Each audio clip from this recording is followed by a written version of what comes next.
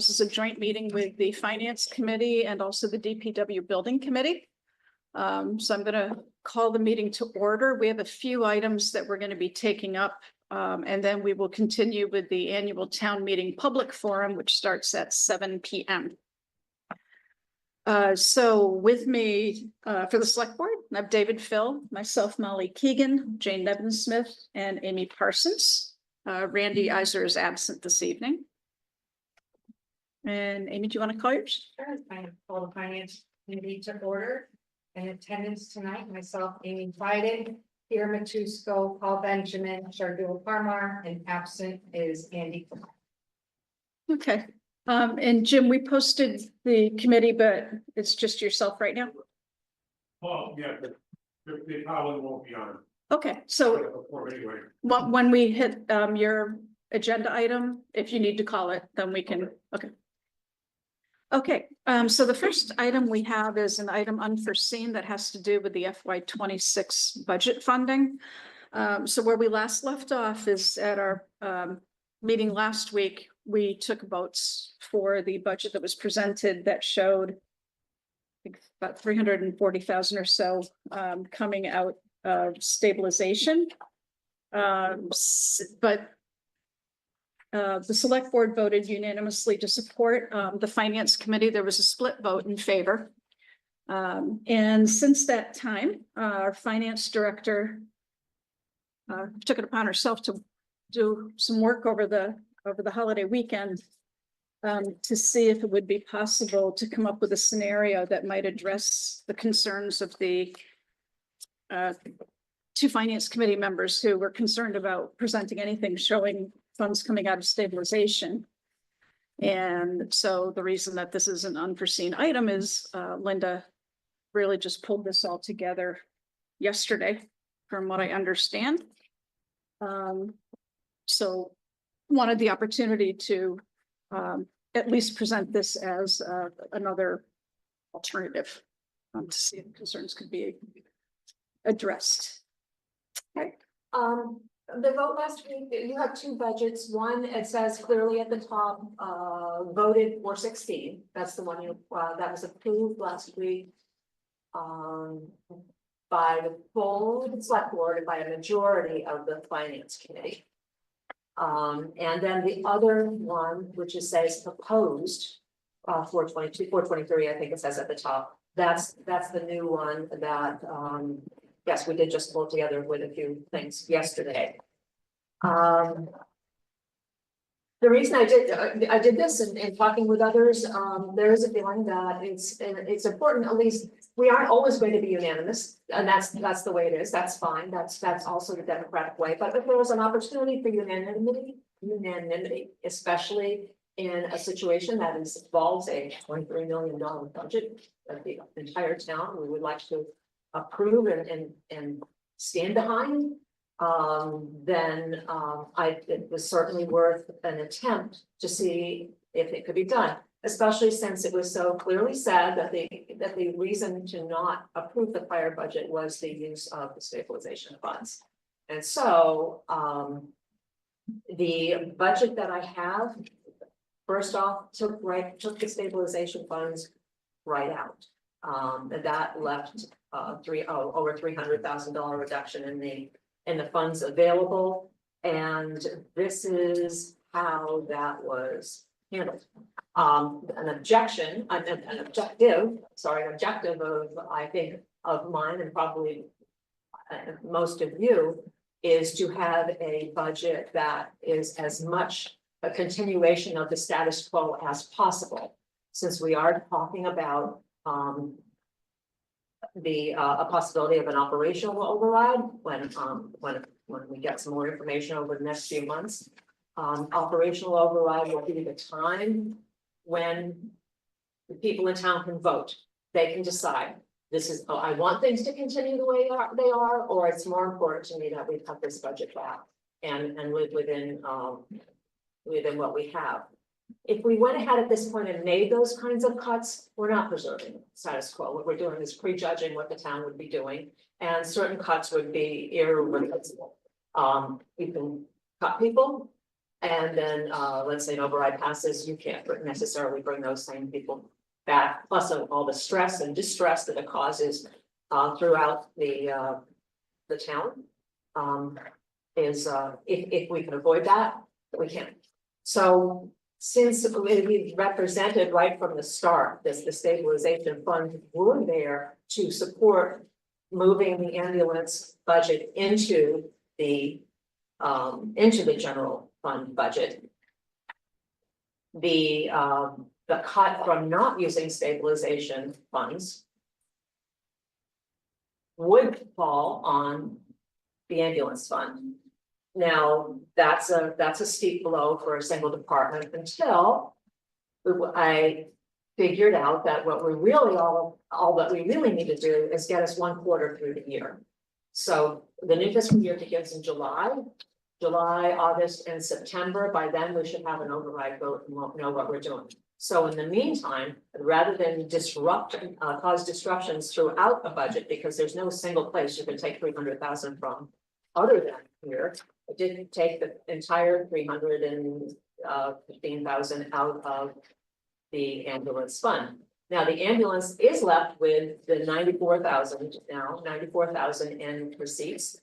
They're all reserved receipts from ambulance fees, and so we can apply that to their budget.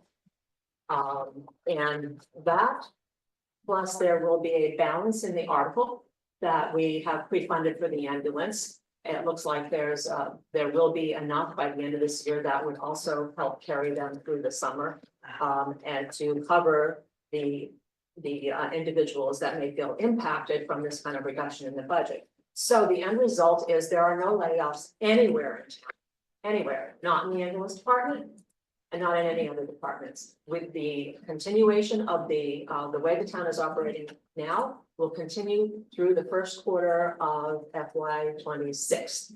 So that is pretty much it. Then people will get to decide what they want us to do. If the override passes, then we will put the money back in the ambulance and make some other adjustments throughout the budget to get us through 26. If it does not pass, then the burden will not necessarily just fall on the ambulance department.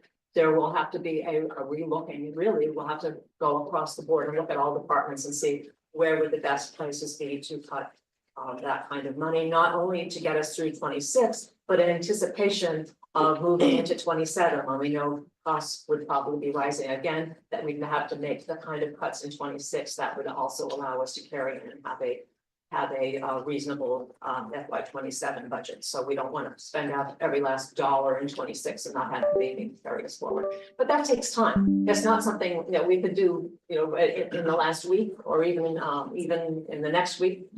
This seemed the most efficient and fair way to address the concerns raised by 2 finance committee members and not really impact what the plan was for using the stabilization funds, and then saying, well, we're not really going to use them anyways, we won't get to that point, which is what made me realize, well, then if you're not really going to use them, let's take them out then, and let's just use the money, let's just leave enough money in there to carry the current staffing through the first quarter.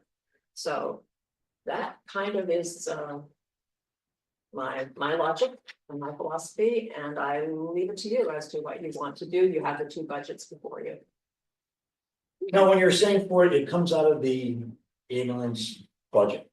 Now, is that taking away the BLS ambulance? Is this the employee salaries? What is this $315,000 taken out of? I know we're good to. Salaries. So okay, so it's salaries. Oh, the expenses were already out last week. Okay, so this is all salaries, not the stopping of the BLS, in case anybody is asking her questions like, $300,000 of. Everything will remain as it is as far as your services go.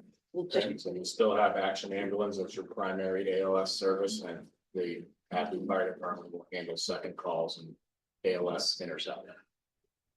But he doesn't have the budget for it. He doesn't have the full expenses that he requested. He for the year. won't. He won't, He right, won't. right. He So in won't other unless words, we fix it. there's no guarantee that he can operate There's no guarantee that he can, how long he can operate. Right, So yes, there are no expenses, and the only salaries that are left in this budget are the 95,000. Get us through the first quarter of salaries only, and whatever is left in that article that he will have to carry forward. the reality is we're just doing partial funding of salaries, Partial Right. funding. right? It's a halfway off. So November first, the level of service that we currently have could change if the override doesn't pass. Correct, but it'd be across the board. It won't be, you know, it will, Yeah, if the override doesn't pass, the level of service across town will change, including that. But the numbers, the first thing that. Instead of it being out of stabilization, the numbers that you've picked is specifically out of ambulance. correct, So there's no. which is, yes, which is. Basically, when we sat before you at the end of January with the first pass, that was what we were proposing then, and we continue to, is that the ambulance was going to be. Sustained through through stabilization, so we have not changed. But I think, I don't know if it's right to say that the level of service for the ambulance will change as of October 1st or whatever it is. Because we still have Action Ambulance that's fully funded in our budget. Right. And so they will continue to respond to calls. There is no changes whatsoever in our ALS service. They're our current ALS provider, and they will be going forward regardless of whether an override passes or not. Absolutely. Yes, 100%. yes. So- I should have said So I, town Slightly funded misspoke. Yeah. level of service. The Hadley portion of that Right. may change. Well, May change. That's But we will, That's fair, yes, we will lose firefighters. when, Well, If we don't pass an override, we'll. the ambulance, If we don't. pass an ambulance override. employees are firefighters. when. When October October. 1st, yeah, we'll lose Yeah, after- firefighters. Yes, Okay, so if the there's, override doesn't pass. right, right, under this budget, we're not fully accounting for all of our expenses. Right. After November first. I mean, it's, For the fiscal year, we're not, For the fiscal year. yeah, it's just another way, I mean, it's a timing issue, I. well, I said to Linda, in my mind, when I was looking at it, it's kind of half a dozen of one or six of the other, right? So like previously we said, well, we're kind of plugging in that number to come out of stabilization, but we're never going to take it out because town meeting is going to decide for us, you know, what we need to march forward with, whether it's reduced services or you know, continue on the current path so that we can fully fund everything. But given the angst about even having that on the table with money coming out of the stabilization, Linda's really just gone, you know, and said, okay, well, now we're not gonna plan on anything coming out of stabilization. We're gonna short fund it here, but get us through when that decision will be made. So it's we're kind of in the same spot, you know. Well, yeah, Yeah. it's not, there's no loan. No, There's no- but it Yeah, does the, it's a bridge. So the It's a thing is bridge. that we're not representing, we're giving the town a balanced budget when it's really not in balance. Correct. It's in balance for the first quarter. Yeah. And I think we need to say that because Yep. Well, no, not for the whole year, the fiscal 2026 budget. This is not a balanced budget we're presenting. But really it is though, because It if the is. override doesn't pass, we will have no choice other than to cut services in order to keep that balanced budget. We can't, I consider this. Overspend. And it will be balanced again, but. so it'll yeah, just be a matter of what we cut to make it. gonna get rebalanced. Yes. So it Not would be. everything's gonna put on the scale, sorry. No, I'm sorry, go ahead. No, so. You know, looking at it both ways, so if there is no override, the only salaries that would be cut or jobs taken away would be fire and or ambulance. No. no, It would be No. all around the board that it's not just so big, okay. Yeah, but that- No one would certainly wanna have their fire department cut. No, no. You know, So you you're gotta ask talking that about- question because the way it looks like it's only the ambulance. That we're taking it away from, No. and I know you done a great job as to, you know, punching So the look numbers at of other departments, I just wanna make sure. So look at it like this, look at it like, a room, right? When the adjustments were made after the finance committee meeting. We took the fire department, the the ambulance members, their salaries, and we push them into a room. There's not enough money in the room to cover everybody, so somebody's gotta come out. There's just isn't enough without the override. And so the way that we looked at it was, since every other employee in town is fully covered and funded within their own budgets, it only made logical sense that if somebody had to be outside of the room for the first quarter of the year, it would be the ambulance, the ambulance employees. Now, in the first budget we presented, that wasn't the case. Everyone was covered. The entire staff for every department in town was covered, as well as the expenses for the Hadley Fire Department ambulance service, their fuel, their uniforms, all of that. But that was But again, getting out that of the required- stabilization. That's correct. Exactly. Okay. Because correct. that's how it's been funded from the start, was through stabilization funds. Right, which we've discussed many times, it's not a real plan to get from A to B, so. And with the different iterations that we've gone through, we've tried to manipulate it. To get it to a point where everyone is in agreement, but as Molly said in the beginning.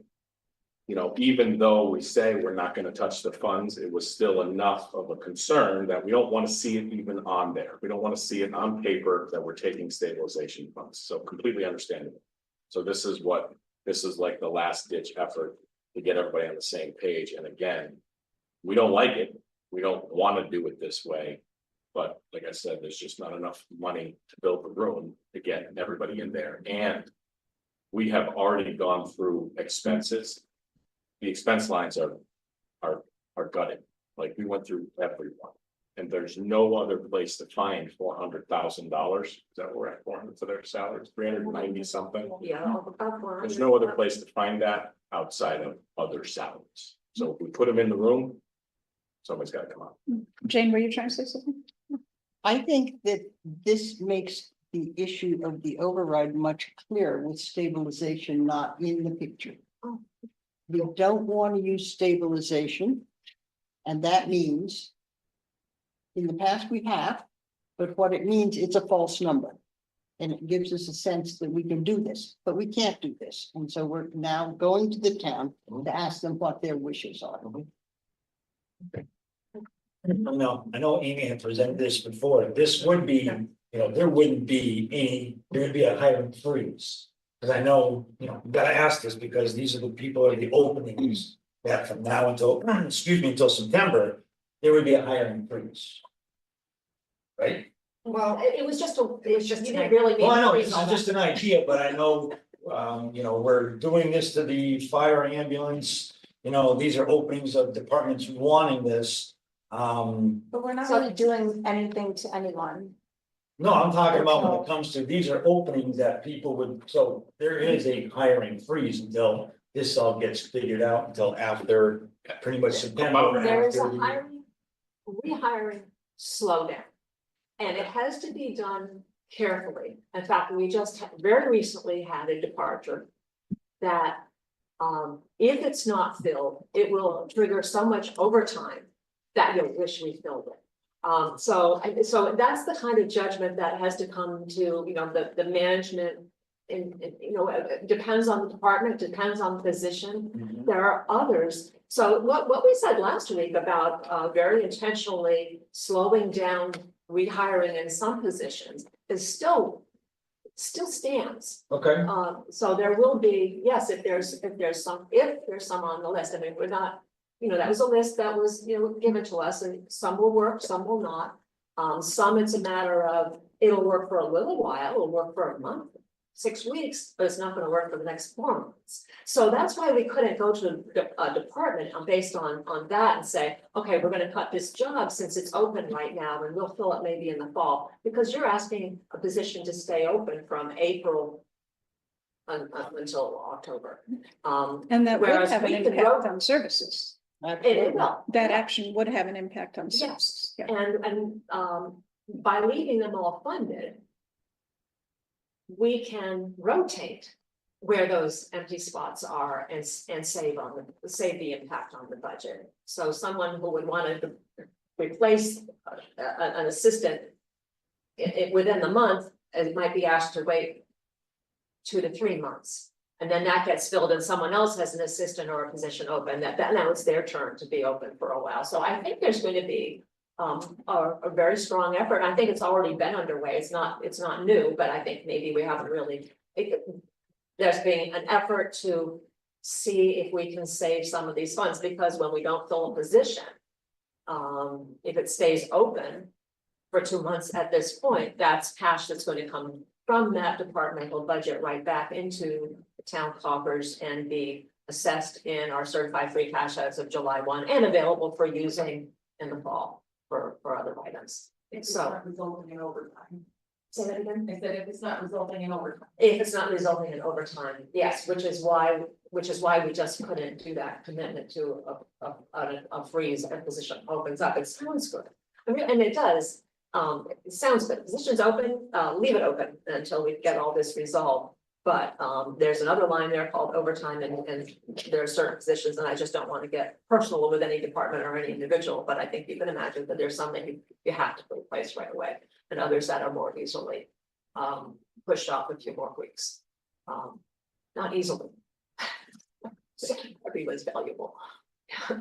So I do think it's good that we took the stabilization out. Yes, I mean, it had to come from somewhere, and I totally understand that we don't.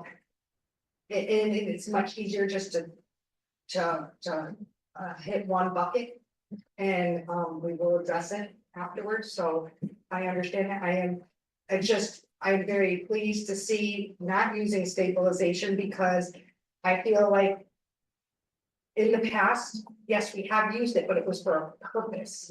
Like, we did it for that purpose, and it was more of a startup loan with the intention of it coming back for that startup of a department, and it was going to come back, and it was for a thing. We did never have balanced the budget using the stabilization.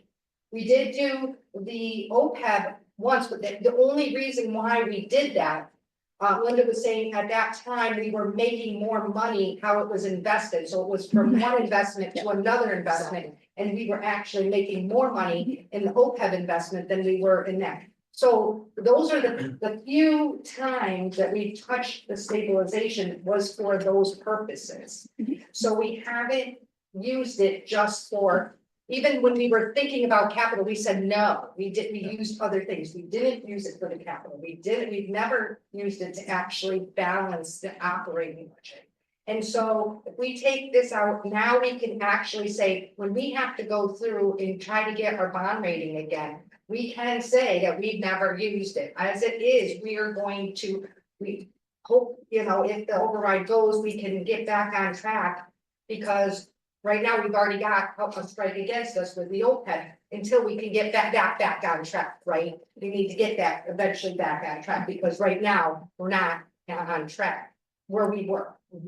So this is very important to me that we don't use stabilization, and that we can actually say we have not used stabilization to that For operations. for operations. So it just states that it's not, even though there wasn't an intention, but now it's on paper that it is not. So I feel that is very important. I did have one other question, because some of the things that we are using in here, and I never did ask, and I just wanted to ask the question. Some of the stuff in here that you used to redirect the free cash, and I know what it was. Did we ever?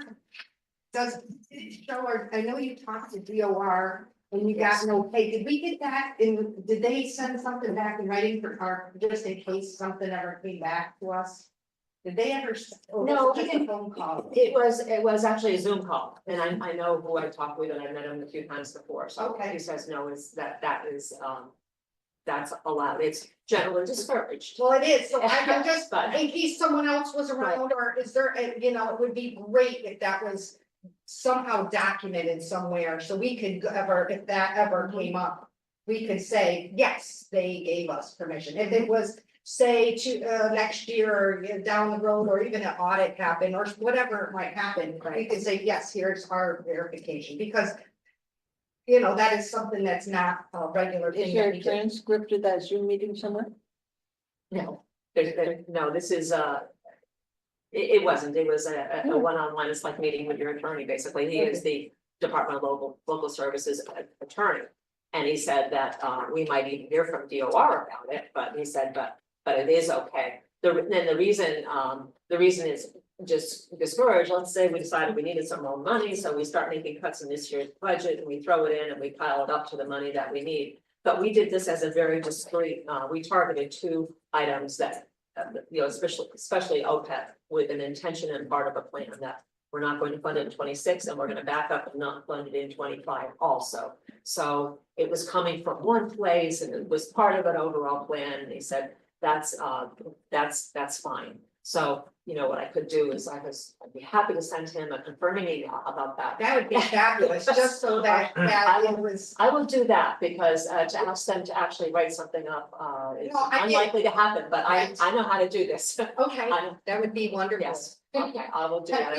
I will do a confirmation and thank him for his time and, as per his That would be great. advice, this is how we're proceeding. Thank you. All right, thank you. That's a good idea, Amy. Thank you. Ready to vote? Do you have any, No, you need a motion from, well, our state. well, our committee votes separately, right? Right. Okay. Want us to go first? Want us to go? Sure. Alrighty, okay, so somebody like to make a motion to approve the, I'll make a motion that we approve the new proposed budget. I'll run that. I'll second. okay, motion made by Amy, seconded by Jane. All those in favor? Aye. I'll make a motion for the finance committee that we approve the proposed 4/23/25 changes to the annual town meeting budget for fiscal 26. Second, Okay, motion by Paul, second by Shardul. All in favor? Aye. Aye. Okay, great, thank you. Thank you. Thank you. Really, I appreciate that. Thank you all very much. Well, thank you for doing all that. Yeah. work. Okay. All right, now we are done with items unforeseen. Okay, so this should be fairly quick. So the Town Administrator Search Committee. Yeah, so I think it's our understanding that there were 4 candidates being put forward, so I just wanted to have a chance to discuss that tonight. So Amy, how many candidates did you interview? Was it? So there was originally, I think, 17. We whittled it down, interviewed 6. And of the 6, Well, one dropped. We interviewed 5. Right, we interviewed. we interviewed 5. Yep, sorry. One dropped, we interviewed 5. And we decided on 4. Of the 4 people that we decided to move forward, they all have different strengths that we felt the select board should determine what strengths are most important.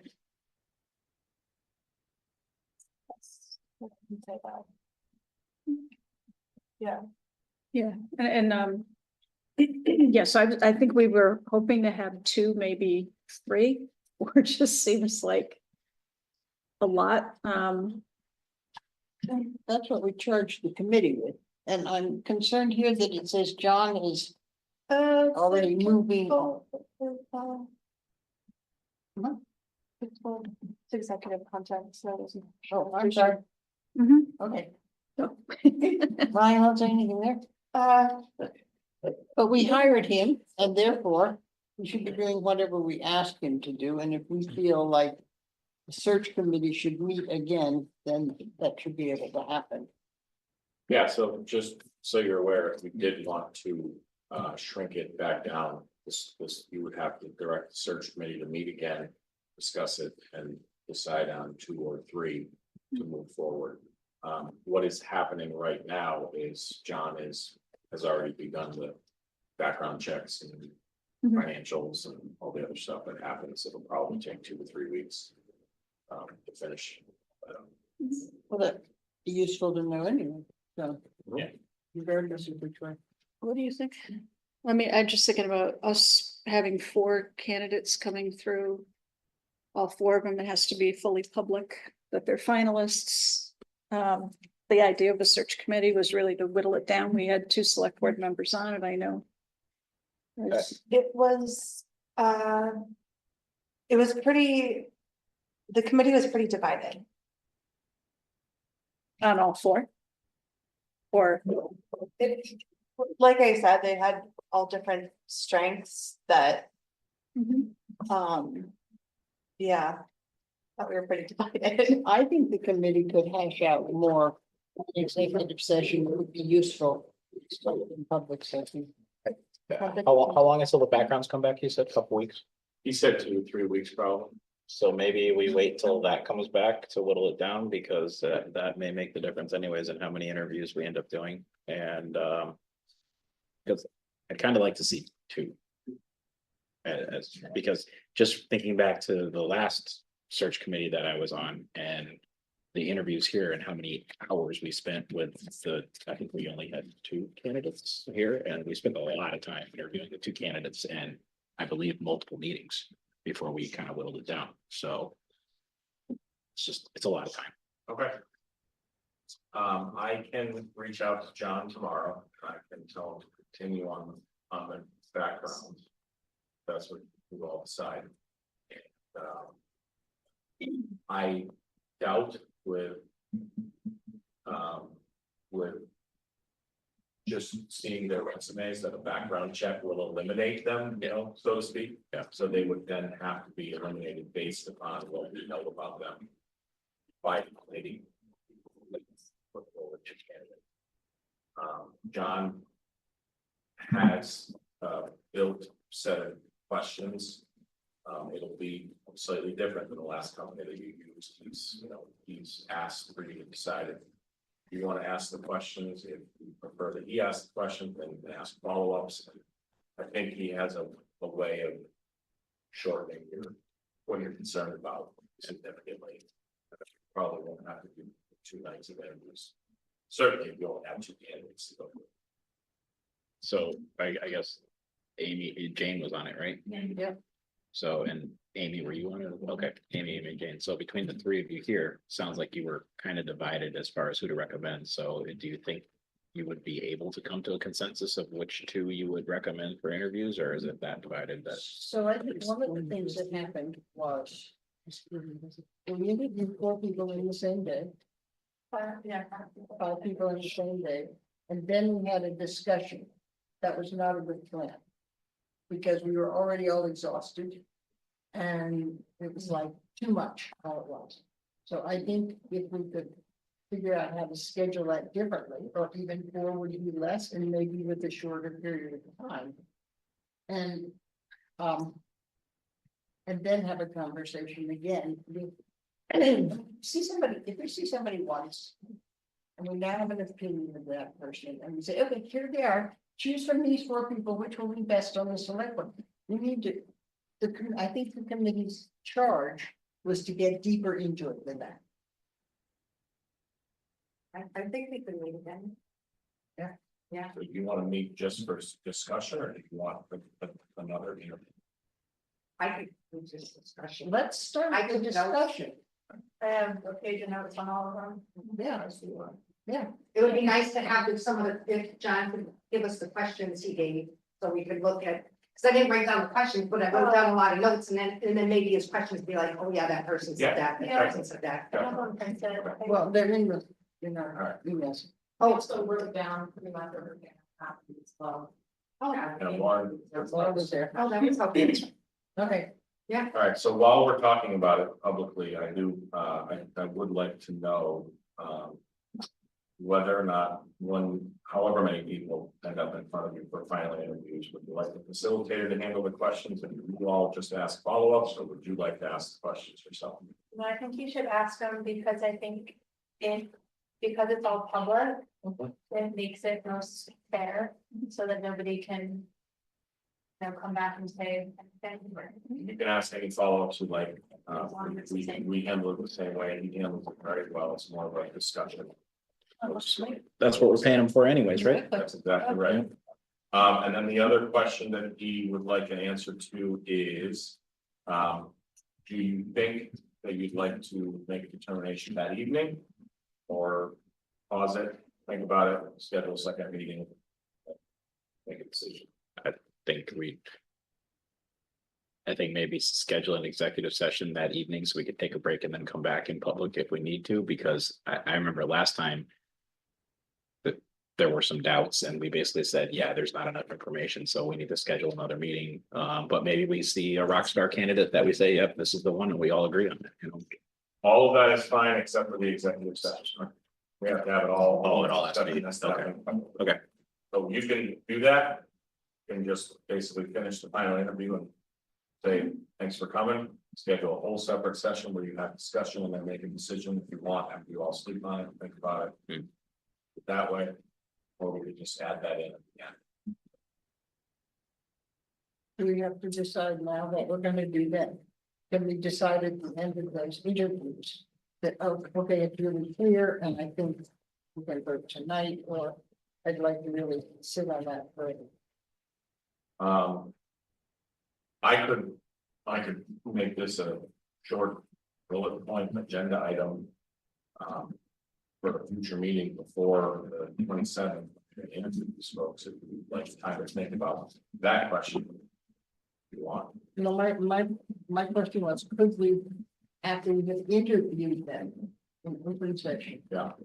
decide then whether or not we want to make a decision that night or put it off to the next meeting? I don't see why not. Yeah, or we could even schedule a meeting like the very next night. So it's not like a whole week in between, because I've seen that done. Okay.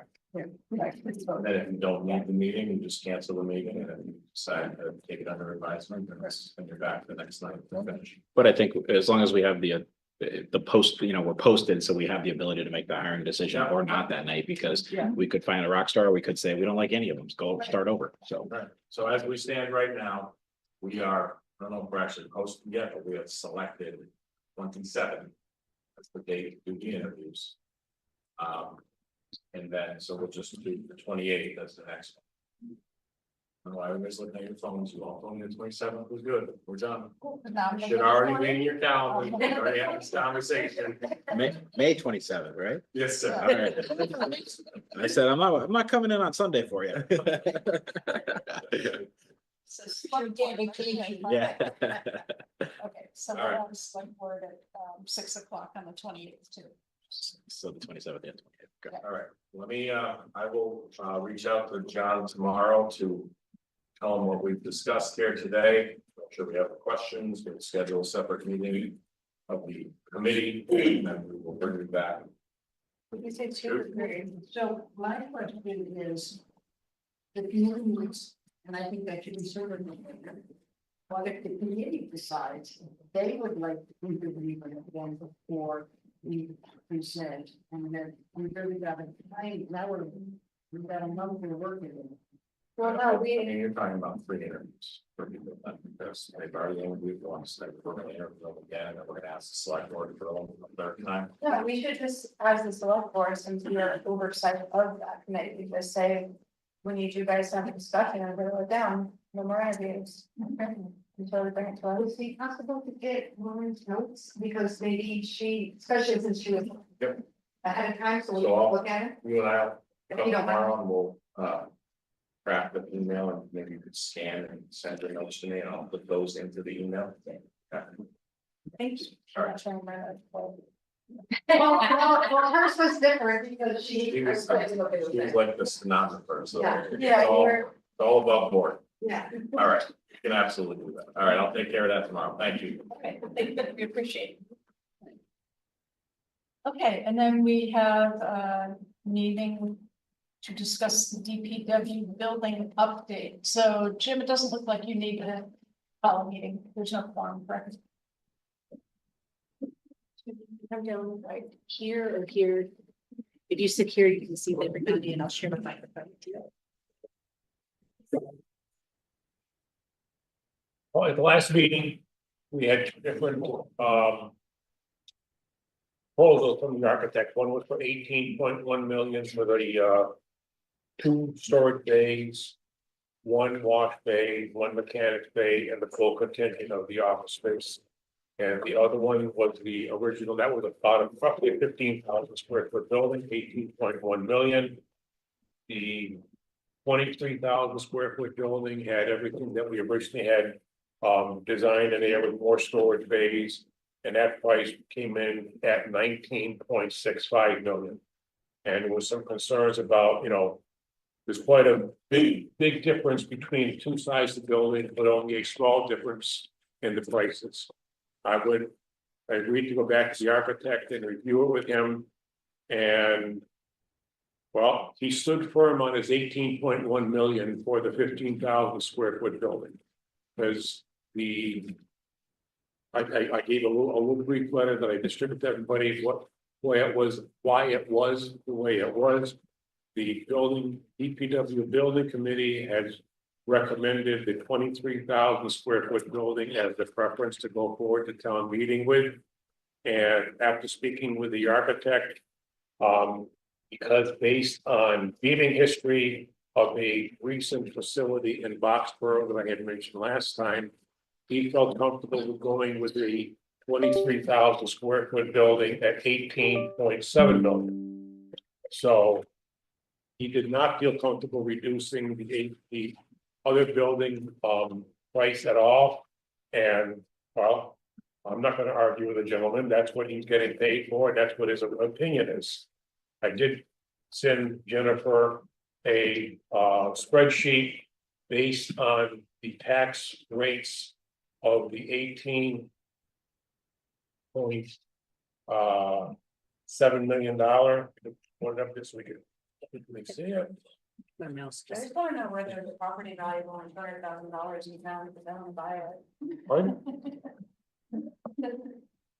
It's just, I was half thinking of it, yeah. I'd like to know where this property is for only 200,000.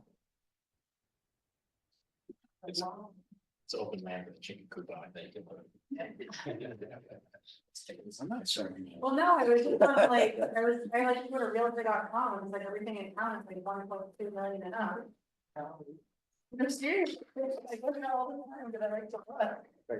There is the values that were calculated based on an $18.7 million, 23,000 square foot building, 5% interest rate, based on a 20-year or a 30-year loan. And on the left side of the screen, you'll see different property values. And then those are the estimated tax increase for each of those issues. Either it's a 20-year loan or 30-year loan, and what the tax increase would be for the estimated increase for those property values. So rather than giving an average increase, an average property value I thought it was much more straightforward to present it with a range where people could say, well, I fall here, what's the average? Well, I'm going to do this, upset. I would recommend, because I feel we owe it to the townspeople it's on the town warrant as a placeholder.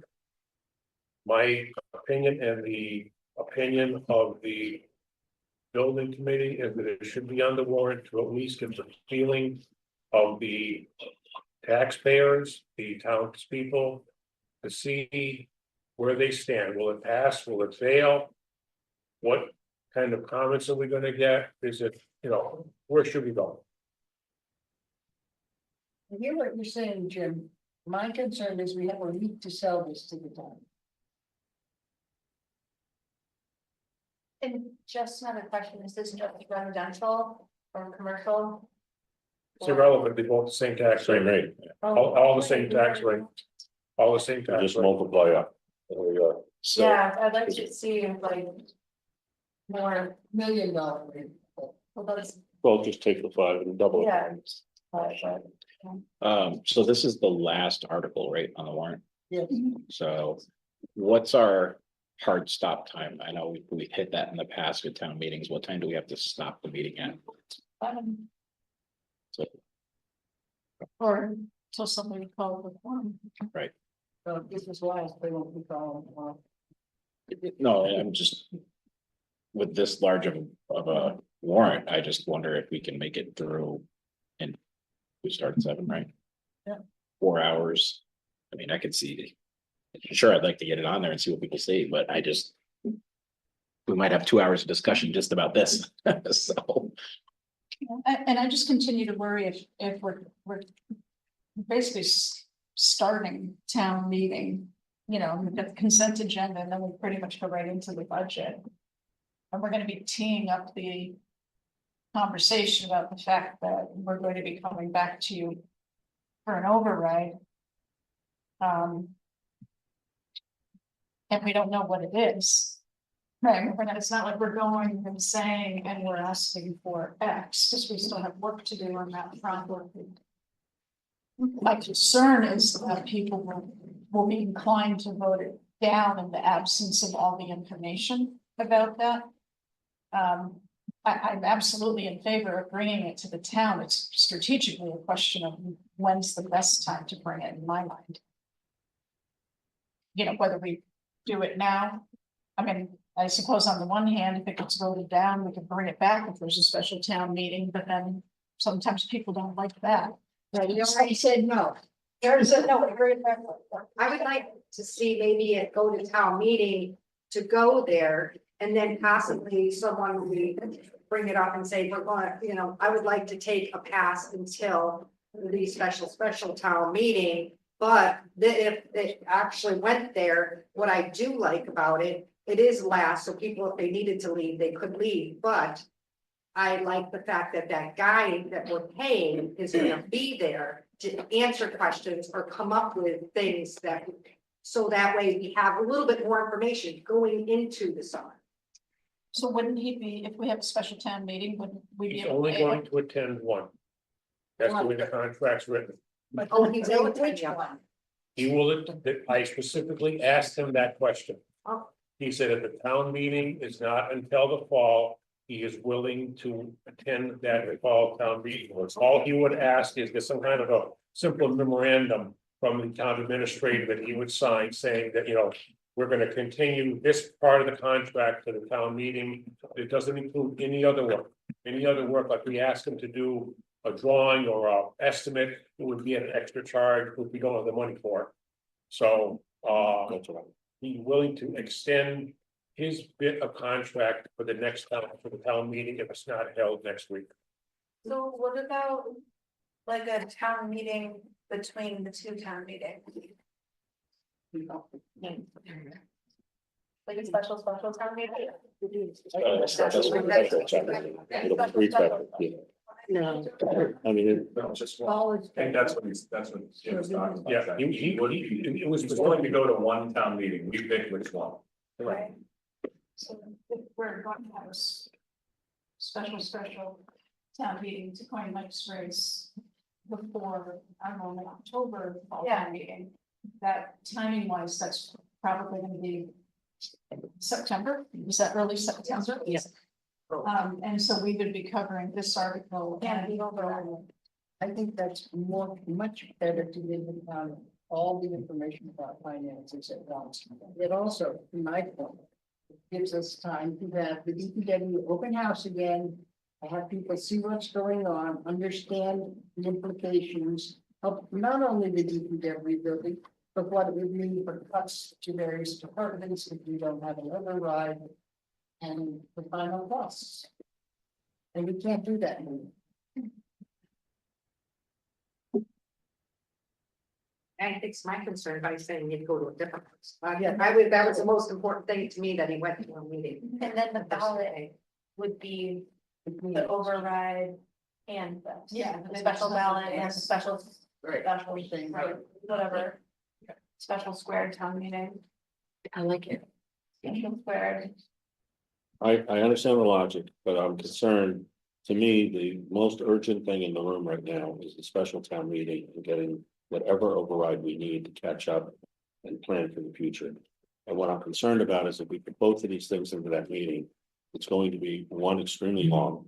And there are gonna be people who are gonna go, well, I'm going for one or the other, but I'm not gonna be able to afford both at that meeting. And we're gonna lose something. And we could lose the override and end up with building. And then the next meeting is the fall meeting when we're gonna have to start laying off people. So. My personal feeling is I would put the building off to the fall meeting. I would do the special town meeting, keep all of our focus on that one important issue, which is getting our finances back where they ought to be. A plan for the future, and then go to the building at the fall meeting with, full on, here's what we want to do, here's why we want to do it, have the presentation, and people can say, yes, we want it, or no, we don't want it right now. Well, the good news is we actually don't have to decide that tonight, we just have to Right. decide Okay, whether or not. we're gonna right, post and this. that's my 2 cents, if I may. So between like 6 months from now, are these numbers gonna change? Absolutely could. Price could go up. But rates could come down on interest, I mean, and historically, construction prices have been rising roughly 3 to 5% a year. So could they go up? Yes. Would they stay the same? I don't have an answer for Well, we've that. got the It's just a tariff possibility. situation that's really, Figure- let's just call it fluid, right? So we have a Right. fluid. By voting at the fall town meeting, you're essentially delaying construction a year. Even though it's only a 6-month time frame. Because they wouldn't be able to break ground. Yeah, because if you voted now and it passed. They could design and go out to bid this fall. And it's a good time to go out to bid typically for projects like this. Because there are contractors who are a bit hungry, they're looking for work for the following, if you would, year, because start in spring. Whereas if we approve it in the fall town meeting. And it gets approved, you won't be going out to bid until the spring, or actually you won't be going out to bid until Summer, middle of the summer. By the time construction starts, it'll be basically, could be in the bad season. So, I I mean, mean. the good news is, if we have a recession, right. There's, then. The good news about a recession. Really, is, contractors dying for this. the thing is, construction is not gonna go down. There's too much demand. What the architects have said, the architect has said, is and I think I said this last meeting. There's not a lot of municipal projects out there and contractors are hungry. There is plenty of small work to be done. There's all kinds of homes being built, there's all kinds of this and all kinds of that, but for the bigger, large municipal projects, there's very little. Look at the Central Register, there's not much. And the architect, I probably get several calls a week. Looking, do you have anything? What's coming up? What do you got in a burner? Do you know of anything? And I'm getting calls from anything from, the small contractors to some really big contractors. Because they're hungry, they're looking for work. There's not much right now, there's not much in the near horizon. What does that mean? It's Who crystal knows? ball. Yeah. Where'd you find this contractor from? Was it a recommendation? Was it a building that they worked on before that they built for us? Where did you find? What are you talking The architect. about? Yeah, sorry, the architect. The architect, you advertise, the way this works, you advertise in the Central Register. You get applications and they come into the town administrator. I think we got 4. One withdrew because he had a big job that was just approved, so he pulled his name out. And we talked to, we threw out one of them for a bunch of reasons. And we interviewed 3 of them, but one withdrew. And we decided on this architect. We called around, got recommendations and everything else. That's how it works out. I move we take it off the warrant. You can't take it off the warrant, you could pass over it at town meeting. Or pass over it. Yeah, you'd have to open your warrant right Okay, now. well, let's Everybody pass posted over it, so you can pass over it. What would be the procedure for that, though? Wouldn't town meeting get to decide if we pass over it? We've passed over warrant articles before, So we just- based on a recommendation and a motion. to Right. Select board and, on the floor. and you or the chair of select board could stand up and say, we were hoping to have this ready, to be ready to present this to y'all fully, but at this time, we're not ready, so we're asking that you pass over it. So the question is what do you think would be smoother, that or opening the warrant? We remove a warrant article, you would have to open the warrant, but seeing how we've already posted warrants legally, you Got it. can't do it, Got we it. can only Never mind. pass over it. at this Got point. it, yep, right. Okay, so we're not going. So that would pass over. A motion to. Vote to pass over this. So, do we wanna, since we voted on a recommendation of the budget, we wanna make a recommendation for the warrant or do that, so that way it's. we can update the words on town meeting floor that yes, the select board and finance committee voted to not recommend this at this time, because we can do that, or. But we would have to. How would you go about it? Because there's already like a motion on the warrant, right? My recommendation would be to let us work with town council and get a finalized answer, but I believe what would happen is that. Per what we would say, you know, it says 29 articles, but friends, we're gonna have 28, we're going to. Pass over Article 29, we don't have all the information, and we're not ready to make a decision at this time, as we bring it back up to a later meeting. Would we have to file a new amendment? No, you just pass it right. We can just do. But like I said, town council can be definitive for us. Just to make sure everything's perfect, but that's how we've done it in the past, is we just pass over an article. So do we, I don't even know if we need a motion for that. So I'll make a motion that we pass over Article 29 at this town meeting, take it up at a later date. 29 or 28? 20, okay, perfect, that, 28. What do you think?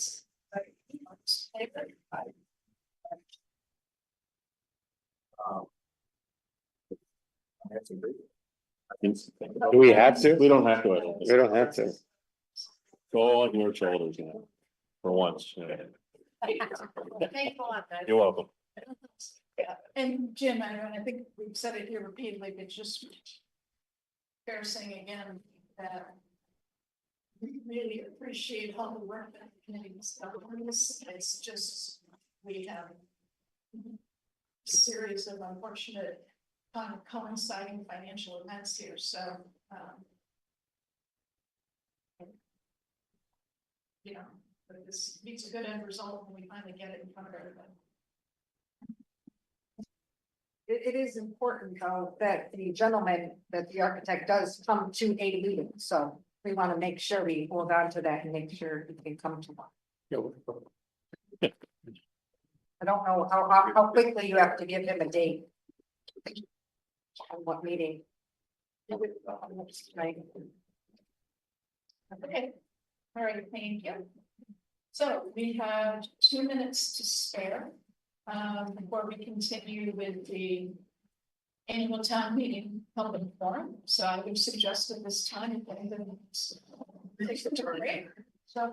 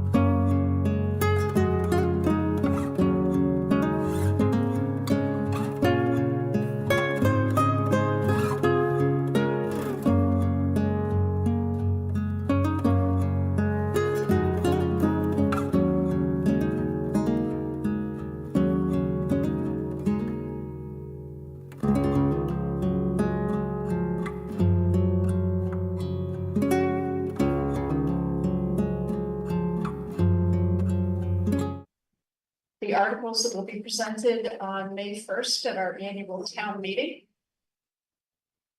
And I'm first going to pull up the PowerPoint presentation for the meeting. Okay. Yep. All right, so I will, I'll go through all of the articles tonight, and I'm gonna turn it over to the folks who are gonna be the speakers. To add anything that I left out, and or if there are any questions, answer any questions. Like Mary's ready, she's got a whole bunch of them. But just so everyone's aware, the intention of this forum is to provide voters with an overview and some additional information as to what each one of these articles is about, and to try to educate folks as best we can, so that you know, we can answer questions before the night of the meeting. And we are here to answer as many questions as you would like. The select board's intentions of like what this is not for is they won't be taking any votes favorable or unfavorable other than the recommendations which are already included for both the finance committee and the select board. It is not intended to provide anyone, any group or individual an opportunity to advocate or you know, argue against any particular article.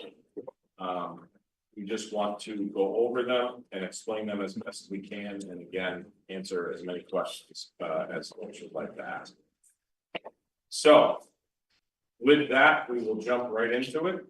Article 1 will be handled by the moderator on the night of town meeting, and essentially Article 1 is just our annual town election list. It does not require a motion or a vote. It's simply our list of individuals who are up for election. And there is also a ballot question which will come at a later time, which is asking whether or not the town should go to have its elected constables become appointed constables in town. And that item has actually been discussed at probably 2 or 3 different select board meetings. And it went through our bylaw committee extensively. If there's any questions about that, we can, Jim is here. Otherwise, we can move on to Article 2. Articles 2, 3, 4, 5, 2, 3, 4, and 5. And then there's a couple of articles much deeper into the agenda. These are all consent agenda articles. Article 2 is to see if the town will vote to authorize the select board to apply for and expend any Massachusetts small city program grants or monies, or any federal or state grants or monies received as set forth in the appropriate application, or to take any action relative thereto. This is a fairly common article, and obviously this has been reviewed by town council. It is something that most communities do. Article 3, just stop me if I'm going too fast. I'll go through the consent ones a little bit quicker because they are pretty incontroversial.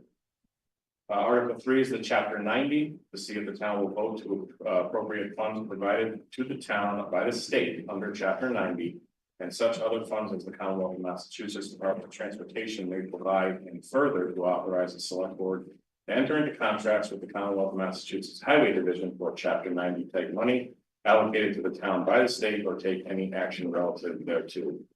This one actually puts a little bit more money into our DPW coffers so that we can do needed repairs around town. Article 4, short-term borrowing, to see if the town will vote to authorize the treasurer with the approval of the select board to borrow money from time to time in anticipation of the revenue of the fiscal year beginning July 1, 2025, in accordance with the provisions of MGL Chapter 44, Section 4, and to issue a note or notes therefore payable within 1 year, and to remove any note or notes as may be given for a period of less than 1 year in accordance with MGL Chapter 44, Section 17, or take any action relative thereto. This one is simply bringing the town in line with what MGL states we need to be in line with, and again, it's recommended by town council directly. Article 5, contracts in excess of 3 years. To see if the town will vote in accordance with the provisions of MGL.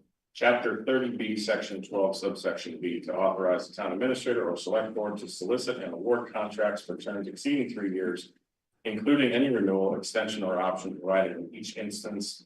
The longer term determined to be in the best interest of the town by a vote of the select board or take any action relative thereto.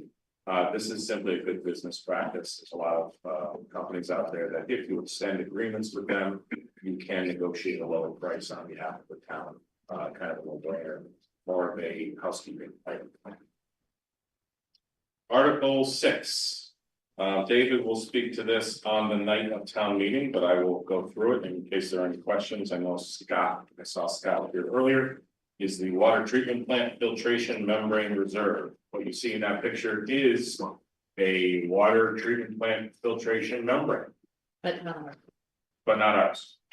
To see if the town will vote to transfer $150,000 from water reserves to the water plant filtration stabilization fund as per the provisions of MGL.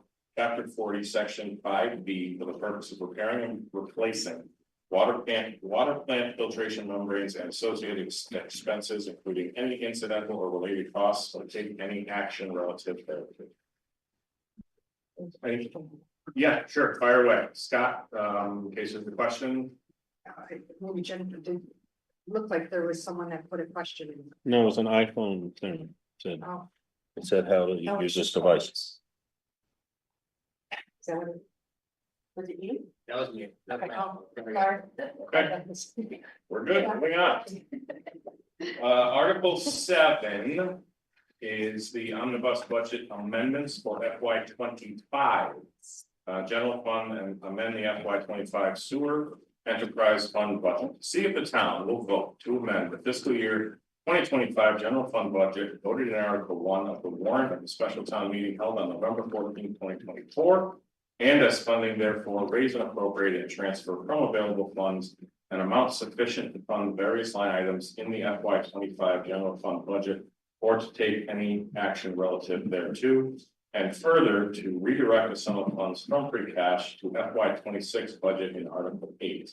7.2 is to see if the town will vote to amend the fiscal year 2025 sewer enterprise fund voted in Article 9 of the warrant of the special town meeting held on November 14, 2024. And as funding therefore raise and appropriate and transfer from available funds an amount sufficient to fund the various line items in the FY 25 sewer enterprise fund budget, or to take any action relative thereto. And Linda explained this the last time. We actually have, I believe, surplus. But Yeah, these are both negative budgets, the purpose of these amendments. They're twofold. One is to move a general sum of money that had been voted in a line item in the select board budget for all upcoming raises. There was a time to get them into the various departments, and so this moves the money from the select board budget into those various departments to cover the increases for FY 25. The second part, the second reason for the general fund amendment is to move money back out of the funds so that we could use them in FY 26. The result of a couple of reductions, including OPEB and a computer program, brings $160,000 back to the free cash, which we can turn around and redirect in the next article, which is the FY 26 budget.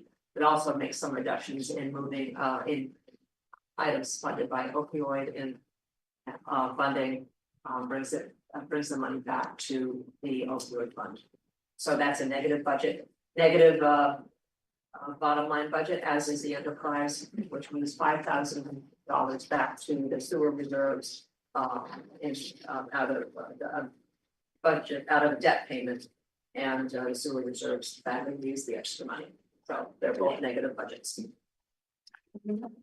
I think it might be useful for people who need to have even if you enterprise funds are only used for one specific.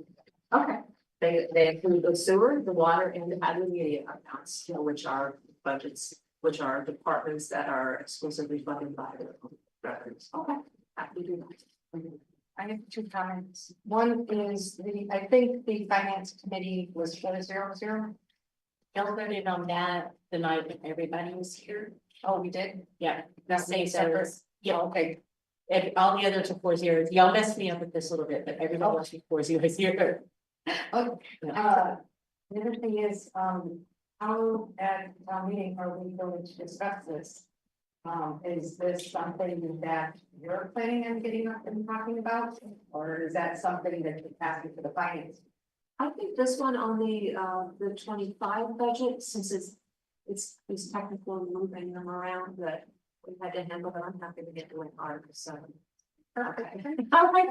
I can tell by your eyes. We're all over that answer. Good answer. So that, well, I mean, so that brings us to the next two, and I don't know, generally speaking, but I mean. You handle the omnibus, official omnibus FY 26 and the enterprise. I don't care how you want to handle it, we can do it the same way unless you want to do it. I don't It's just have, what has been, it's what's on the. it's on there. We've done things a little bit differently. I mean, there's been years in the way back where we used to read every item. And I prefer not to do that. We did change that, so that, if we're there. Just showing that we did review this and we're there for support, but if you want to explain it, because I'm not sure exactly how much you want me to get into about. You know, I think last year I just read off exactly how we were going to do it, like we were using free cash. And we were using, the opioid, but it's gonna, you might, if you wanted to do it, like you're doing this one, I'd be fine with that. Yeah, and I think it might be good to, you know, have you, whether it might lend a combination or whoever. Tee it up. Yeah. Right, and put it in context for people to make sure we're giving them the good information. And then maybe, Yeah, just, Question. I can get up there and, or just give it, start it, just even give the basics, we have a balanced budget. And I can give the dollar amounts, and then we're gonna, and Linda will explain a little more details on how we got there, or something like that. So, Is that- all right, great, so I'll read I'll read the article. Amy will provide the general overview, and Linda will dive into details, so somebody. So, and then What we'll, all three of us would mind to put me and Linda on as far as the divisions. Me and Linda on Article 7. And then Mike, Amy and Linda on 8 and 9. You got it. That would be wonderful. so they will all have the handouts for both, for Article 7, 8, and 9 in the audience. Is this going to be live, or will people be watching from home? Do we have it posted somewhere online? Well, it's available, I was told broadcasted tonight, 192 in YouTube. and What? we put everything up online. People can go right now and see the warrant and everything on our website right now. If you want to give me the documents, I'll add it. Okay, But really, we want people there that night voting on it, and it will be projected on the screen, and Alex will have the screen on the television broadcast. So really, we want people to be there live in person. Okay, that's the only way they can vote. It is, all right. since the screen is behind us. Yes. Bring doesn't have. I always do. Thank you. Everybody will have their books for that night. Thank you. All right, so just to cover all of our bases and read through it, Article 8, Omnibus Budget General Fund, to see if the town will vote. To raise and appropriate or transfer from available funds, a sum or sums of money for maintenance in the operation of the town in fiscal year 2026. As recommended by the Finance Committee, including debt and interest, and to fix the salary and compensation of all elected officials, including if appropriate, select board, town clerk, town assessors, town constables, Board of Health, elector under the Oliver Smith will. Planning Board and Park and Recreation Commission, and to provide a reserve fund or take any action relative thereto. For those people watching, if you didn't jump on in time, if you would like to see the budget, you have two attachments under on board docs. One of them at the top in red says voted for 1625, and ignore that one. The other one says in red proposed for 42325. And that budget was just unanimously accepted by both the select board and the finance committee, so that will be the budget that we are bringing to town meeting then.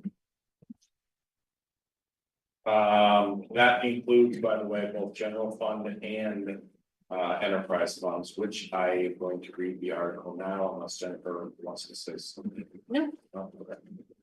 Article 9, enterprise fund budgets. These enterprise funds are for sewer, water, and Hadley media only, and the funds within these budgets can only be used for these 3 line items. To see if the town will vote to raise and appropriate or transfer from available fund a sum or sums of money for the salaries, expenses, and debt, and to provide a reserve fund for the wastewater division enterprise fund, the water division enterprise fund, and the Hadley media enterprise fund for the ensuing fiscal year, beginning July 1, 2025. Such sums of money to be offset by revenues of the sewer division enterprise fund, the water division enterprise fund, and the Hadley media enterprise fund received during fiscal year 2025, or to take any action relative thereto. And again, at the bottom of the budget that has in red proposed for 4/23/25 are your enterprise funds. There are the details of that. Okay. Article and Article 10. Amy Parsons will speak to this on town meeting night, but I will read it. Article 10, local option meals. See if the town will increase their local meals tax under general law, chapter 64L, section 2, subsection A by 75%. 0.75%. Increase meals excise contingent upon the approval of the related legislation by the legislature and signed by the governor, or to take any action relative thereto. At that point, Amy would stand up and explain to everybody, this has not passed yet. We would like to put this in front of the town to decide whether or not we would like to participate this, if and when in the future it is passed by the legislature. I was gonna say, since articles 10 and 11 kind of go together, I don't think there's something to vote. I'm by me. Okay, if that makes sense, I mean, it's gonna be, It's absolutely fine. I just want to give everybody a chance to speak to what if they wanted. But. listen, for the first couple of years, I was like, no. So, you know, but it's gonna be the same. They do. Okay, unless you wanted to go. Oh, no, it's fine. All right, Article 11, local option room. This is the same concept. If and when it is passed by our legislature, the town will make a decision that night to decide whether or not we will adopt it. To see if the town will amend its local room occupancy excise under general law, chapter 64G, section 3A. At the additional rate of 1%, contingent upon the approval of the related legislation by the legislature and signed by the governor, or to take any action relative thereto. Amy will handle that one as well. If there are any questions that might. Article 12, 13, and 14 are planning board articles. I am happy to read these. If you want, but my guess is someone will throw something in my general direction. I don't know if you want to give like a 20,000. But Article 12 is kind of a housekeeping article. A couple of years ago, we have passed the zone bylaw about solar energy and battery storage. And I'm glad to say that the Attorney General finally did approve our revised solar bylaw and energy storage. But they had 2 little concerns about the wording in 2 different sections. And this is basically taking those 2 sections and rewording them to meet Attorney General's recommendations. That's all that is. It's kind of a housekeeping thing. If it doesn't pass, it's not gonna make a big deal in the zone bylaw, but I would think that it would pass because of just a minor change. And that's for 12? That is for 12. The Okay. planning board recommends it 5-0. Where's the variable in that Walters? That Walters with that, means. Okay, I'm sorry, 4-0. Yeah, Matt was absent that night. Yeah, I'm sorry, 4-0, right. All right. Article- Questions on 12? All right, that's Article 12. Alright. Article 13 and 14 need to be swapped. We can take Article 14 before Article 13. I'll explain that in a minute. Article 14, we have a senior housing overlay district. One is the center of town along Route 9 from the Coolidge Bridge to the bike path. And the other one is the one that we just changed or added on North Maple Street. We want to give each of those, they're still gonna be senior housing overlay district, but we're going to name them each a different name. One is going to be called, let's see, where is it? Rural. One's going to be called, yeah, one's going to be called rural, the other one is going to be called, central and rural. And the reason we want to rename them is because Article 13 gives a distinction between the two districts. The one on North Maple Street will see no changes as far as what is required and what will be utilized there. Whereas the one that's going to be along Russell Street will be a little bit different. So Article 14 is to rename them. So we should take that one first, otherwise 13 is going to be confusing. So Article 13 is pretty much by a request of a landowner on Route 9. And although this is the entire zone bylaw, there's only a couple of sections that are changed. But to try to put it in context and say, insert this instead of this, insert this instead of this, it would be so confusing, we couldn't even explain it. So we put the whole zone bylaw in there. There are some format changes as far as capitalization and stuff like that that have been omitted over the years, and we've made some changes to that anyways. So the attorney for the landowner will bring a zone bylaw, the entire section 27 to the town meeting, and it will have highlighted in red and underlined proposed changes so that people can see what the changes are. This is just the entire bylaw that'll be going to without the changes highlighted to make it a bit more clear and distinct, if you would. But the big changes are to allow right now, the senior housing overlay district limits houses to basically 2 or 3 family dwellings and so many bedrooms. The change is to allow a single unit, like an apartment complex, with 1 and 2 bedrooms within that complex. That is the biggest change, and it could be a multi-story building as opposed to small houses like East Street Commons is. And how do I say this? The change is only going to be for senior housing. We're not allowing apartments or anything like that. This is just going to allow seniors to live in rented units. So there will be affordable units constructed within the complex. So that right now, when East Street Commons was built, they donated to a fund, and that money went into the affordable housing fund. The developer here will be instituting or constructing affordable units within this complex. They will not be separate. They will not be any donation to another fund or anything like that. They're all going to be on site within this. Those are pretty much, it'll also, I think right now we limit total senior housing to 5%. This will change the number to 10% of the total population of the town. Those are probably the 2 biggest changes.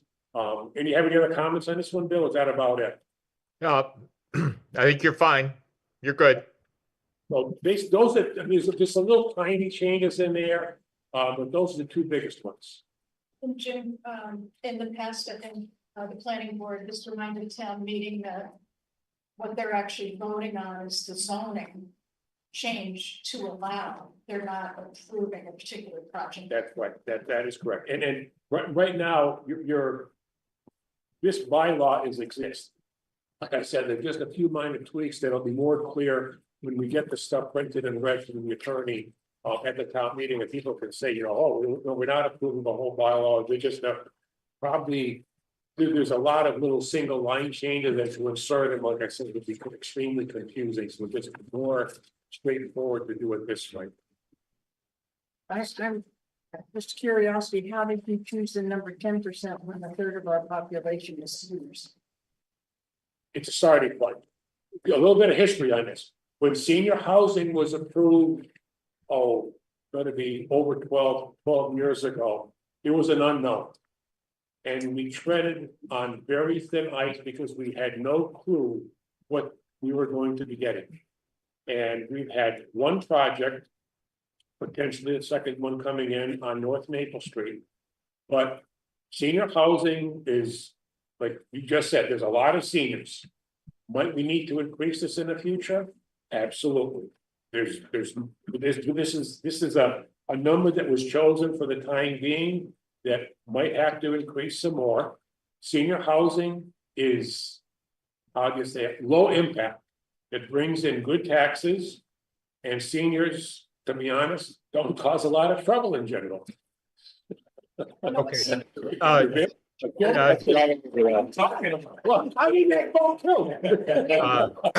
Jane, Jane, to your point, it's not 10% of the senior population, it's 10% of the housing stock. Right. Exactly, yes, it's not 10% of the seniors, 10% of the entire housing stock of the town. Anyways, like I said, they use water, they use sewer, but as far as, do they have a fire? I'm sure they do. I'm sure they have some ambulance services and stuff like that. But as far as police and general other things, there's the experience is not just here at Hadley, but in a wide area. They don't use a lot of town services. And they pay typically, they're paying a sewer tax, they're paying a water use, et cetera, et cetera. Just something that popped into my head, Kirk did mention at the end of the last meeting that he wasn't going to allow people to move articles around, but I think he more meant to move them around so that people could get out of there sooner. So I will ask him that night just to. I intend to see Kirk on that because it makes sense to move these two or to swap these two articles. Okay, great.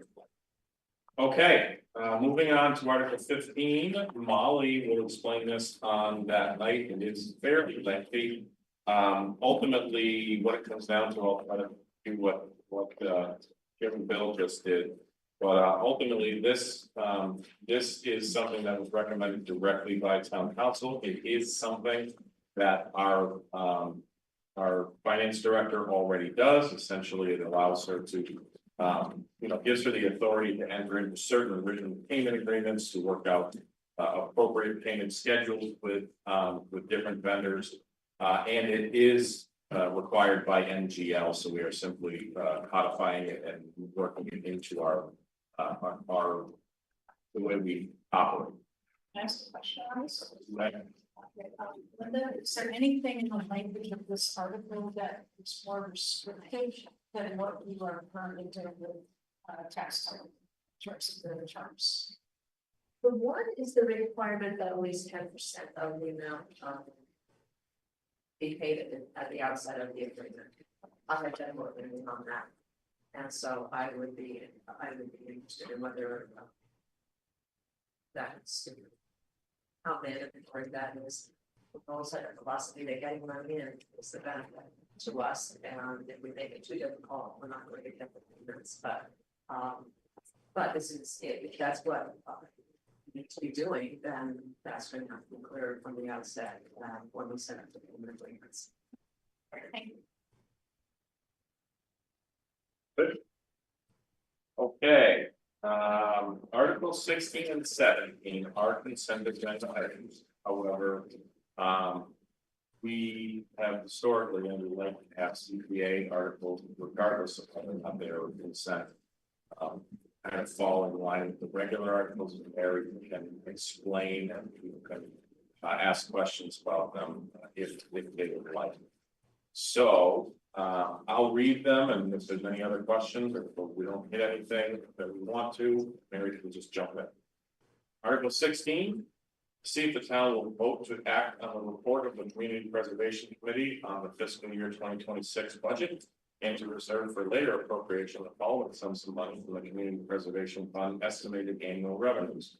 Open space preservation, $50,000, historic preservation, $50,000, housing resources, $50,000, and appropriate the sum of $10,400 from the Community Preservation Fund estimated FY 2026 annual revenues to be divided $5,000 for all necessary and proper expenses of the Community Preservation Committee for the year, including any administrative expenses, and $5,400 for the Community Preservation Committee administrative payroll, or to take any action relative thereto.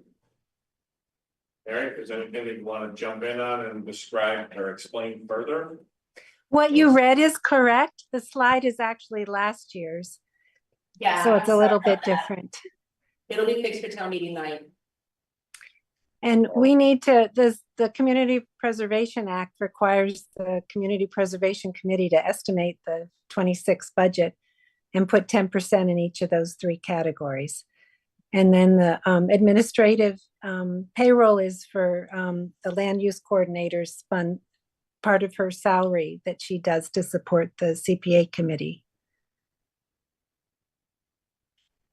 Question from Mary? Okay, Article 17, CPA extensions. Again, this is a consent agenda item.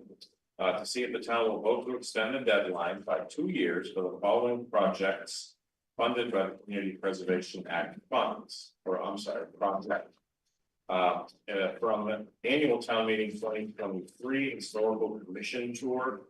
Yeah, and we need deadline extension 2 years, or to take any action relative thereto. Area on it. The Historical Commission had an application 2 years ago with 3 parts. One was to put the signs up around town, which they did. Another is to update the walking tour on West Street Common, which is, if not in print already, almost in print. And then a third is to do an audio tour as well. And the audio tour has been written, as I understand it. They're just still working on the production part. So they had just asked for some more time on that, but they're diligently working on it. Question from Mary on that one? All right.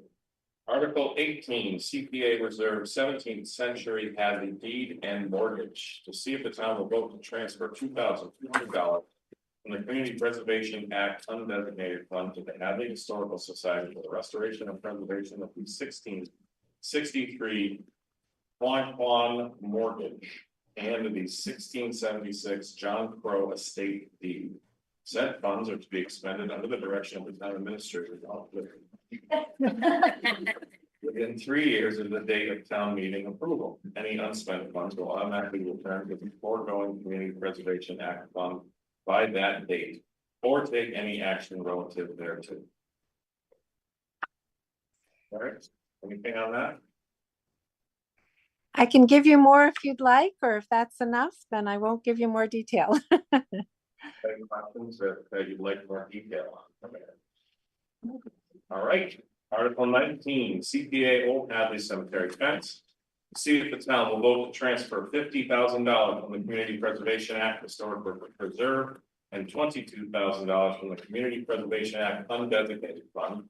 A total of $72,000 to the Town of Hadley Cemetery Committee and DPW Cemetery Division to replace the fence along the northern side of the Old Hadley Cemetery. Said funds are to be expended under the direction of the DPW director within 3 years of the date of town meeting approval. Any unspent funds will automatically be returned to the foregoing Community Preservation Act fund by that date, or take any action relative thereto. Somebody should notify to the cemetery that is for people to go there. The one on the cemetery. Like a map, you want a map? No, I just saying. But it's with a large number of cemeteries we have in town, and they're all old town, they're all old cemeteries, so. So it is the one on Cemetery Road? That's a coincidence. It's quite a coincidence. Sorry. Yeah. Wow. No. Northampton. Philadelphia, actually. Anything to add, Mary?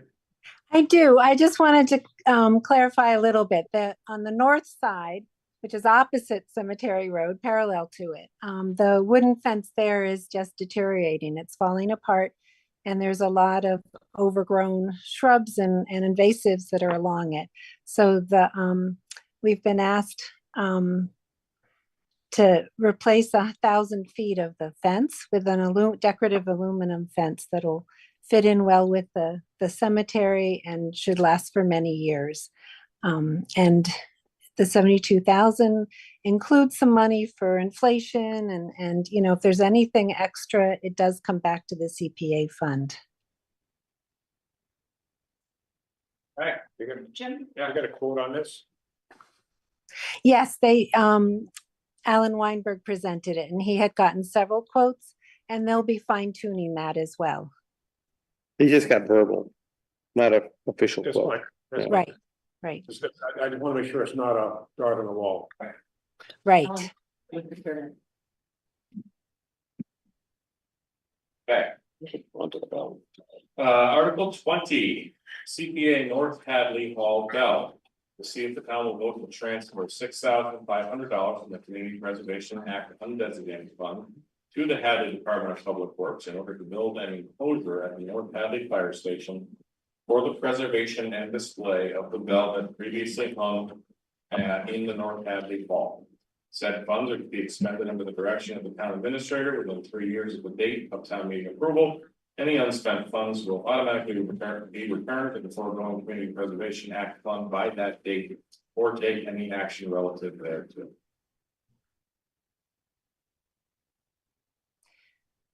Would you like more information or is that enough? Any questions from anyone? I think we're good, Mary. Okay. Move on to 21. CPA Golden Court doors replacement. See if the town will vote to transfer $150,000 from the Community Preservation Act Housing Reserve to the Hadley Housing Authority for the replacement of all 80 front and rear exterior doors at Golden Court and authorize the select board to enter into a grant agreement with the Hadley Housing Authority, setting forth the terms of said grant, including a provision requiring said funds to be expended under the direction of the town administrator within 3 years of the date of town meeting approval. Any unspent funds will automatically be returned to the foregoing Community Preservation Act fund by that date or take any action relative thereto. This is a project that's closer, the total is closer to 700,000. And the rest of the funds are coming from state funds and the housing authority funds. They have asked the town for 150,000 from the Community Preservation Act Housing Reserve. And in the past, we have supported many projects, over $300,000 worth of projects at Golden Court. The CPA committee felt that this fit in with what we've done in the past and a good use of the housing reserve funds.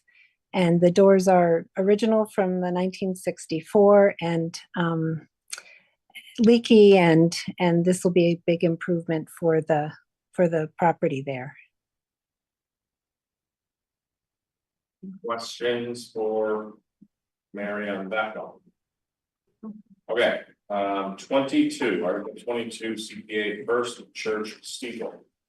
See if the town will vote to transfer $350,000 from the Community Preservation Act undesignated fund to the First Congregational Church of Hadley for the preservation and or rehabilitation of the church steeple, and to authorize the select board to enter into a grant agreement with the First Congregational Church of Hadley, setting forth the terms of said grant, including a provision requiring said funds to be expended under the direction of the town administrator within 3 years of the date of town meeting approval, and further that the select board shall be authorized to enter into a preservation agreement in accordance with the general law, chapter 184, section 31 through 33. In accordance with the terms of the grant agreement, any unspent funds will automatically be returned to the foregoing Community Preservation Act fund by that date or take any action relative thereto. So I'm gonna ask it now because I know it will be asked at town meeting. What was the no vote from the finance committee and why? That was me. Actually, it was an abstention. I abstained, really.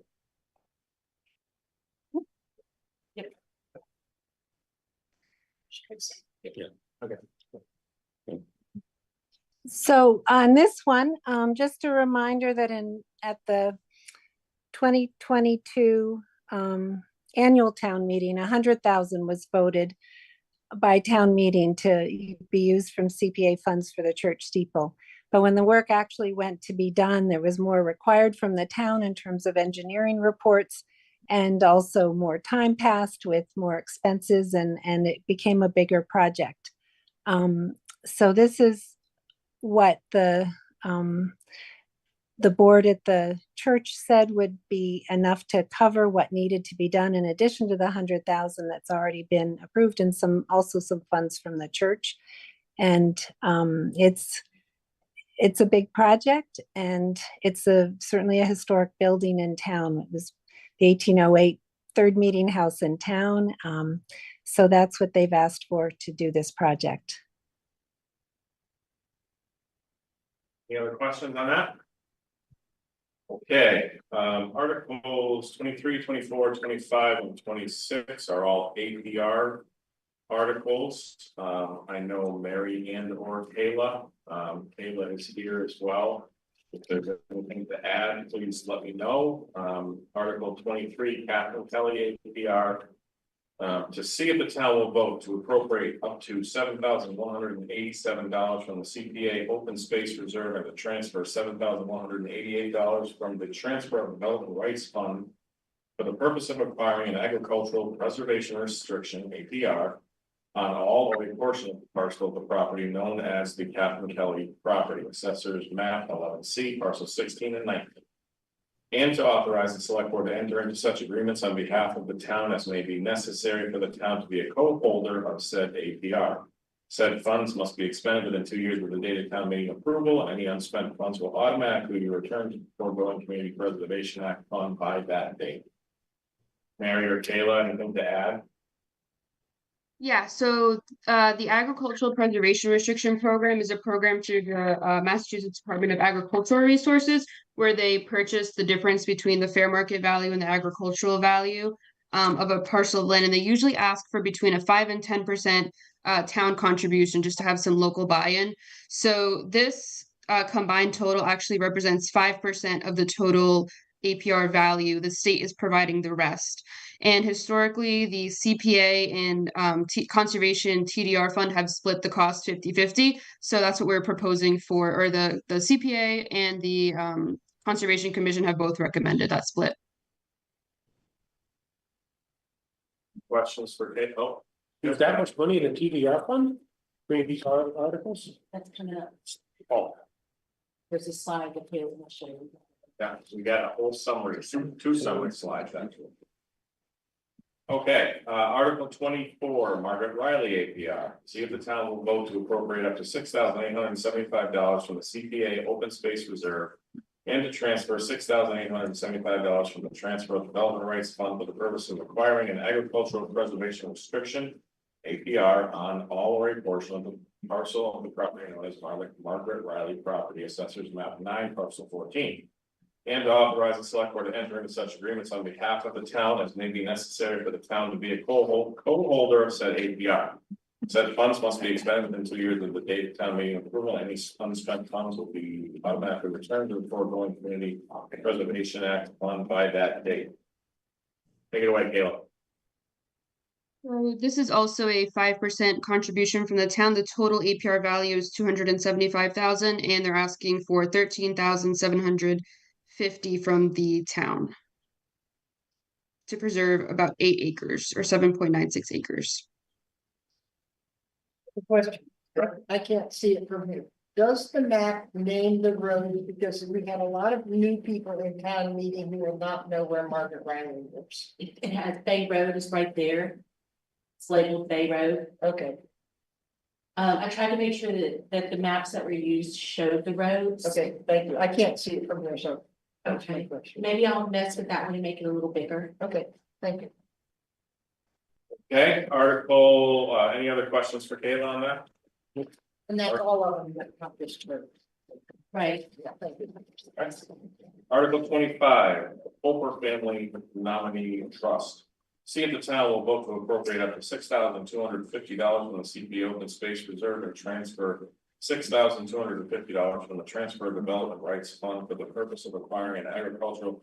Do I have to read? Do you want me to read all these? You Actually, going to politely suggest Yeah, that the language. like is this the same. isn't, nobody voted this. Okay. Yeah. So, $6,250 from the CP Open Space Reserve and to transfer $6,250 for the purpose of acquiring the property known as Tolper family property. Kayla? So this APR is an 8.17 acre APR valued at $250,000. They're asking for a $12,500 contribution from the town, which would be a 5% contribution. And this is off Middle Street. All right, Article 26, the last CPA article. No, I'm sorry, the last APR article, not CPA. Estate of Joseph Koski, see if the town will vote to appropriate $20,615 from CPA Open Space Reserve. For acquiring the property known as the estate of Joseph Koski. Taylor. This is a 15.52 acre APR off of Knightley Road. The total APR value is $620,000. They're asking for $41,230 from the town for a 6.65% match. So in total, all of the APR funding requests would equal $81,855 split between the CPA Open Space Fund and the TDR Conservation TDR Fund. Jim, if you don't have the PowerPoint in front of you, behind you is the summary. Got it, okay. All right. Okay, one last one last article, since the DPW building will be passed over. The last article is now Article 27, CPA bylaw changes. Mary? Well, can we go back to the summary? I just wanted to, back Sure. 2 slides real quick. So right now, the current figures, we have 2,081,693 available. And then on top of that, there's another 716,000 in the CPA fund for projects that have already been approved that are still in process. So there's a total CPA fund of 2,797,913. We've got our set asides, and then if all those pass, of those 9 articles, which is a record for how many the CPA committee has recommended it for one town meeting, is 621,627. So our potential balance if all those are approved, is we'll still have available $1,060,066. Reserve for expenditures goes up because of that, the amount that would, if they're all approved, and we still have the same total. I just want to point out that last year we had new income for fiscal year 24 was 602,000. So we do take in quite a bit each year. This year is still coming in, though we expect it to be closer to 575,000 because the state match is about 25,000 less. And I don't know if the summary slides are helpful after all the votes, or maybe they'd be helpful before all the CPA votes, the APR and I don't know where it's most helpful to have, because at this point, everybody's already potentially voted on everything without kind of seeing the whole picture. Yeah, we'll put them in front, Mary. We'll put them before all the CPA articles. Okay. That makes sense. And then, Mary, I know in the past, I think it's Andy sometimes will get up to the microphone. Just as a wonderful reminder of how much protected land there is in Hadley. So I think he's done that before and said once all the these APR articles went through, Hadley now has X number of acreage. Is that something you might be able to?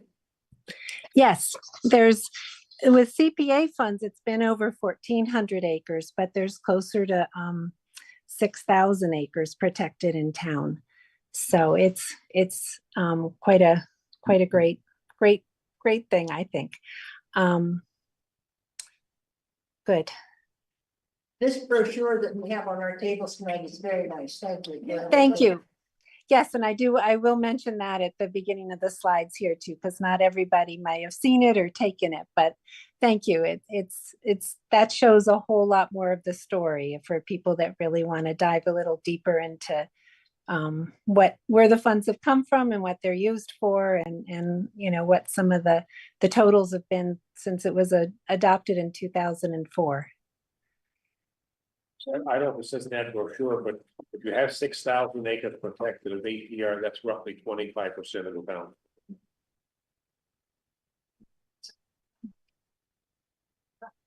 It's I think it's even a little higher than that, the 15,700 or so total.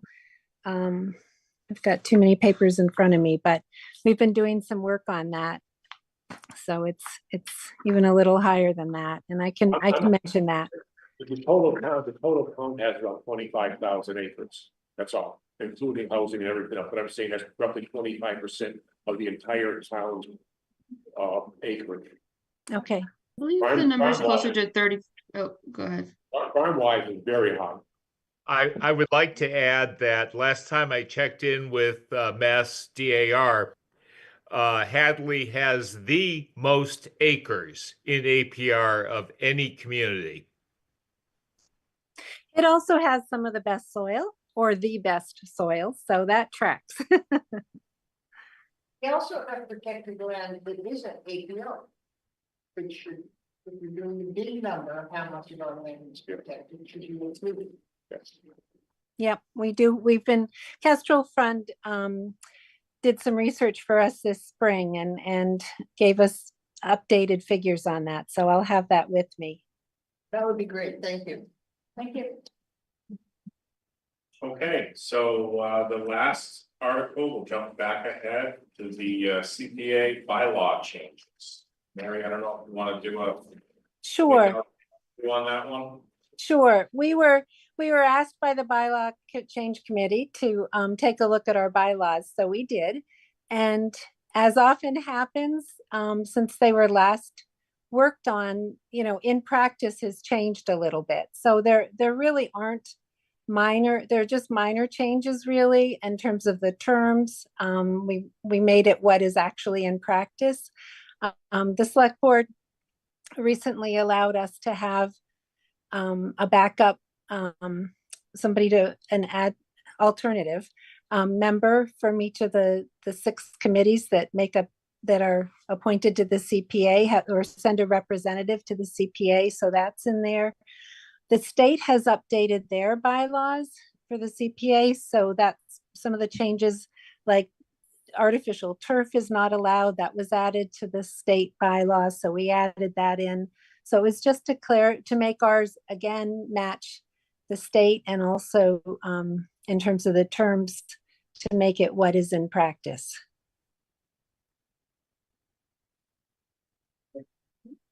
That is no warrant. Okay, can we do that when we are? Okay, does anybody have any further questions this evening about the warrant? Well then. Okay, if not, I had an announcement, but I'll save that, because it wasn't, I didn't put it on the agenda, so. So we'll hold that thought, and I guess we can have a motion to. We'll go first. I'll make a motion that we adjourn the finance committee. Second. On all screen at once. All in favor? Aye. Aye. Adjourned. Second. Motion made by Hayden, seconded by David. All those in favor? Aye.